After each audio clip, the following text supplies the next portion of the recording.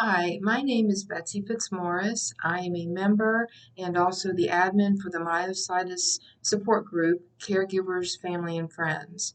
I became a member of CFF in 2015 after my husband John was diagnosed with dermatomyositis. He has always been a very active person. He is a competitive cyclist, and when the symptoms came on very rapidly, we knew that something was going on with his health. He was experiencing rapid weight loss, muscle weakness, um, difficulty swallowing, and of course, that classic dermatorash was appearing. So we were concerned.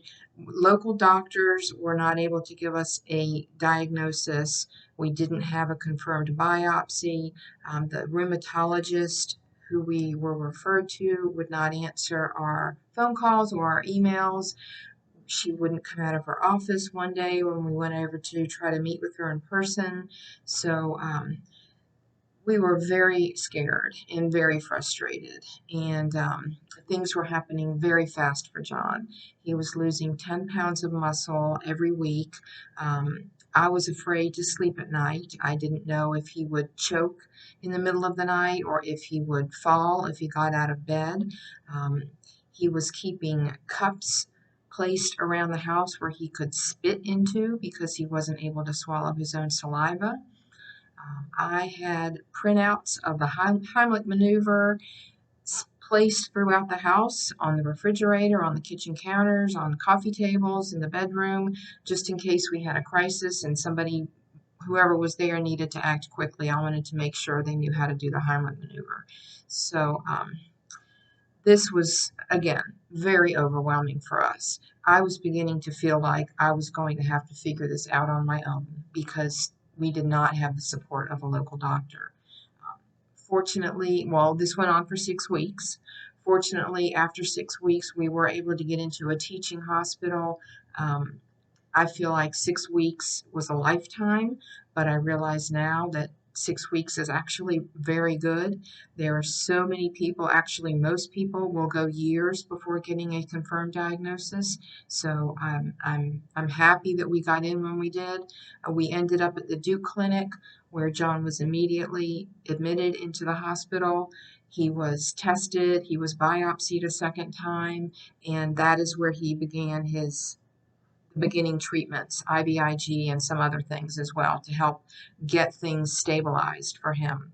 Um, we learned that with a rare disease, there really is a need for a collaboration between a team of doctors. Um, there have been a few setbacks since then, but for me, just knowing that there's a doctor there who understands the disease has made all the difference for me. So, moving forward, as we adjust to our new normal, I began to search for resources and for a place where I could go to ask questions or voice concerns. Luckily, I found CFF on Facebook. I became a member then. I agreed to become a moderator and then an admin later on because of my experience in those early days, and I wanted to pay it forward to those people who were just getting on board with myositis. But it doesn't end in the early days. Caregiving, as we as caregivers know, caregiving is an ongoing process. We are managing so much on our plates, not just a patient, but we also have families and households that we're managing, and we're working jobs as well. So CFF is here. It's a safe place where we can go to vent, to get it all out, to ask questions that will help us make good decisions. Every time a caregiver jumps in to help another caregiver, we are not only helping that person, we are also educating each other. Um, we are 879 members in North America and throughout the world.